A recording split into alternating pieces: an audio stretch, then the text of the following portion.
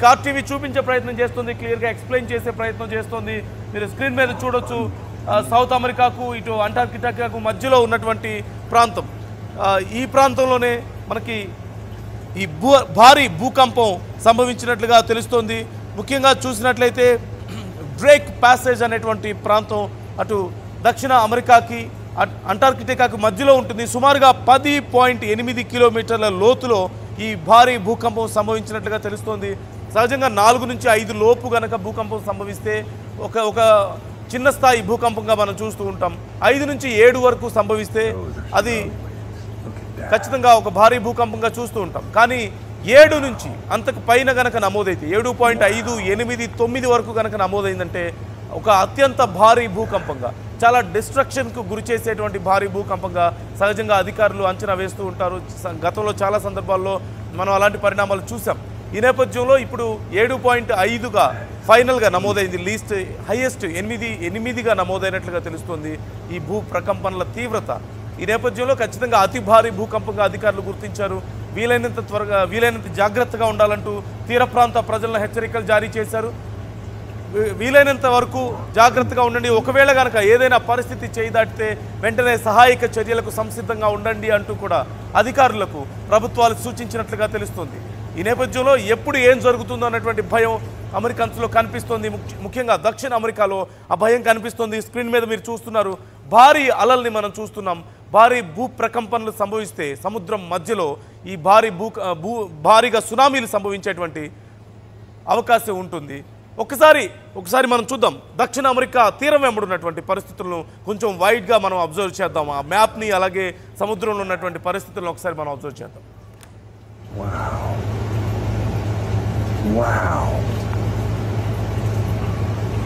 Look at that.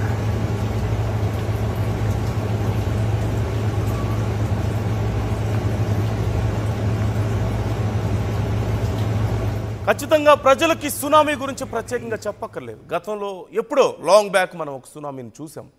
కానీ ఈ మధ్య కాలంలో అలాంటి పరిణామాలు చోటు చేసుకోలేదు. కానీ ఈ మధ్య జపాన్లో త్రుటిలో పెను ప్రమాదం తప్పిందని చెప్పాలి. రష్యాకి సంభవించినటువంటి పెను ప్రమాదాన్ని మనం చూసాం.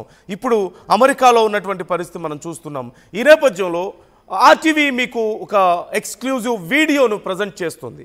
ఏఐ ద్వారా క్రియేట్ చేయబడినటువంటి వీడియో ఇది. ముందే మేము క్లియర్గా చెప్తున్నాం, ఇట్స్ ఏఐ వీడియో. కానీ సునామీ వస్తే దాని ప్రభావం ఏ విధంగా ఉంటుంది, ఎలాంటి ఒక డిస్ట్రక్షన్ ఉంటుంది అనేది ఒకసారి మీకు చూపించే ప్రయత్నం ఆర్టీవీ చేస్తుంది. ప్లీజ్ ఒకసారి చూద్దాం.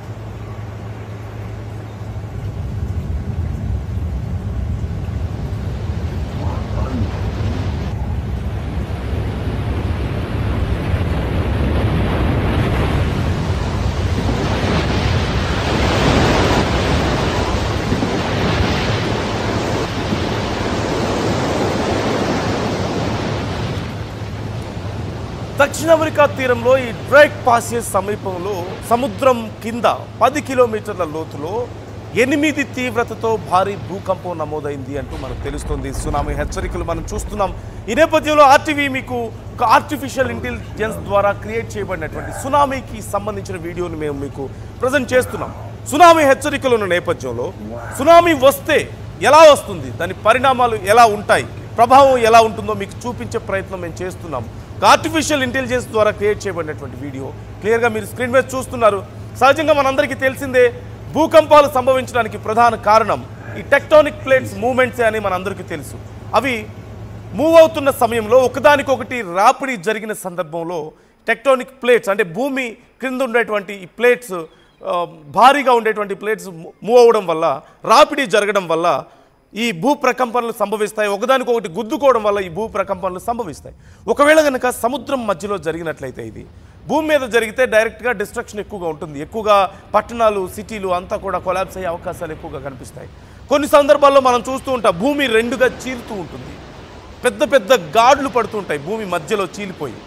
సో అలాంటి పరిస్థితి మనది. అదే సముద్రం మధ్యలో ఉంటే ఇదిగో మనం స్క్రీన్ మీద చూస్తున్నాం కదా, అలాంటి పరిస్థితి సహజంగా చోటు చేసుకుంటుంది. ఒక్కసారిగా భూమి కింద సముద్రం లోపల ఉన్నటువంటి భూమి ఒక్కసారిగా ప్రకంపించడంతో ఆ ప్రకంపనల కారణంగా భారీగా అలలు జనరేట్ అవుతాయి. మనకి సునామీ మనం చూస్తున్నాం. ఇలాంటి కొన్ని అలలు జనరేట్ అవుతాయి సముద్రంలో. అవి కొద్ది కొద్దిగా తీరం వైపు పెరుగుతూ పోయి చివరికి పెద్ద ఎత్తున పెద్ద అలలు తీరాన్ని తాకే అవకాశం ఉంటుంది. భారీగా సముద్రపు నీరు ఒక్కసారిగా చొచ్చుకొని వెళ్ళే అవకాశం ఉంటుంది తీరం వైపు. ఈ నేపథ్యంలో సుమారుగా 10 నుంచి 15, 20 అడుగుల ఎత్తు వరకు కూడా అలలు తీరాన్ని తాకే ప్రమాదం ఉంటుంది.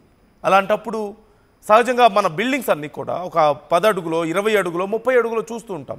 ఒక 20 నుంచి 30 అడుగుల సునామీ కనుక వచ్చి ఒక అల గనక తాకితే పరిస్థితి ఎలా ఉంటుందో ఒక్కసారి ఆలోచించండి. ఎంత భారీ డిస్ట్రక్షన్ చోటు చేసుకుంటుందో. సముద్రం అమాంతంగా మింగేస్తుందా ఈ భూమిని అన్నంతగా పెద్ద అలలు తీరం వైపు విరుచుకు పడితే గతంలో మనం చూసాం. ప్రజలు భయాందోళనతో పరిగెత్తడం, సిటీలు సైతం మునిగిపోయినటువంటి పరిస్థితి, పెద్ద సిటీలు సైతం. అలాంటి ఒక పరిస్థితి చోటు చేసుకుంటుంది సహజంగా. ఈ ఏఐ వీడియోని జస్ట్ మీకు అవగాహన కోసం ఆర్టీవీ ప్రజెంట్ చేస్తుంది. ఎలాంటి పరిస్థితులు ఉంటాయి. చాలామంది ఇప్పుడున్నటువంటి యువతకు, ఇప్పుడు ఈ జనరేషన్లో చాలామందికి ఎంగేజ్లో ఉన్న వాళ్ళకి సునామీకి సంబంధించిన ఆనవాళ్ళు ఎప్పుడు చూసుండకపోవచ్చు. ఎప్పుడో 20 ఏళ్ల క్రితం, 15 ఏళ్ళు 20 ఏళ్ల క్రితం చోటు చేసుకున్నటువంటి సునామీనే మనం చూసాం.